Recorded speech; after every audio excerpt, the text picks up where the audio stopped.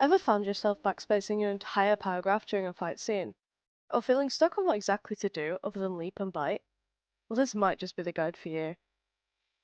In Warrior Cats Ultimate Edition, some of my favourite moments have been from spectating or participating in brutal fights. Not because of some cat winning or losing, but from the story that it tells in the roleplay. A betrayed warrior struggling against impossible odds as they fight their evil leader. Or an apprentice fighting with their life on the line against a bloodthirsty rogue. These are the moments that really stick with you. Battles aren't just about claws or blood, but instead the drama, tension, and tide-turning attacks in the fight that feels like you're reading it straight from the darkest hour. Now, there are many different types of fights during roleplay, but we'll specifically be looking at the ones between just cats. Looking at you, Foxes. Your first order of business is setting any permissions before a fight. It's a good idea to tell people your boundaries so that each of you can go full out during the fight, knowing not to go too far. If you want to as well, you can set a winner already and let your opponent know of any weaknesses you have.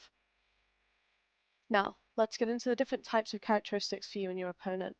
In roleplay, it's important to consider both your traits and your opponent's traits to make for a fun, dynamic fight. Number 1. Size and build. Larger, heavier cats have stronger, more powerful attacks, but have less speed to them and slower reflexes, whereas smaller, lighter cats lack raw power but can make up for it in a flurry of swipes and quick dodges. No matter your size, there are strengths and weaknesses to each. Don't just assume the battle is won because you are the size of Tiger Star, or assume you can dodge every attack because you're a smaller Scourge. Number 2. Age and training. Leaders and elder warriors tend to have tons of experience and know plenty of advanced moves, whereas younger warriors and apprentices may be more reckless and clumsier, as well as lacking the same training as their elder peers. Elders lack both speed and power, but can make up for it in raw desperation and creative tactics. Your age and training may give you an upper hand, but keep in mind that those who lack experience will make up for it in creative and more reckless ways. Try and find unique ways to startle your opponent and turn that upper hand into a weakness. Number 3. Fighting style. Some cats may specify their character traits in their bios. While some may be aggressive and ruthless, others can be cautious and calculated. Aggressive and emotionally charged cats are far more likely to take the first attack and charge head-on with disregard for their well-being. Cautious cats may hesitate to attack, instead choosing a more defensive approach and plenty of dodges. Calculating cats will aim specifically for weak points and may use their surroundings to help them fight rather than brute force. There are lots and lots of traits that people use for bios, so get creative and try to fight like your OC would. Number 4. Environment. There are plenty of varying, lively areas to fight in WCUE. For example, if you are in Wing Clan or out on the Thunderpass, they are open with little to no cover, meaning a calculated cat may have less advantages than an aggressive one. You'll have to fight openly and focus on speed. If you are in Shadow Clan or Thunder Clan, you'll find yourself surrounded by large trees and deep underbrush, which is perfect for stealth attacks and ambush. You may be able to dive into a bush and hide, confusing your opponent, or leap from the trees. Strategy and creativity will give you a great advantage in the forests.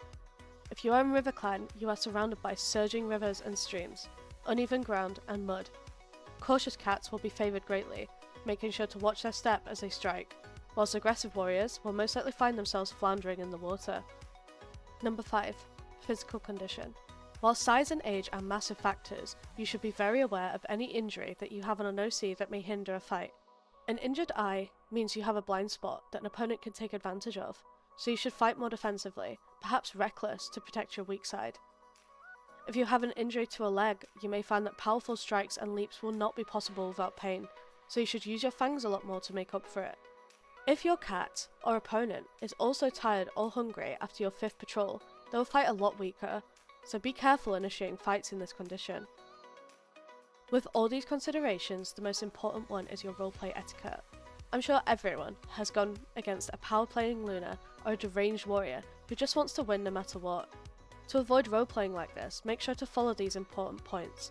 Don't power play. A well-experienced roleplayer will know that winning every fight is not possible, and that playing God means that nobody has fun. It's far more exciting to win a fight using your creativity and smarts. Try to take some strikes now and then, let your opponent pin you even. It makes for a much more exciting and realistic fight. Don't spam attacks. Think of a fight as a Pokemon battle, where your attacks are turn-based, with each of you waiting until the other has taken an action before moving on to your next.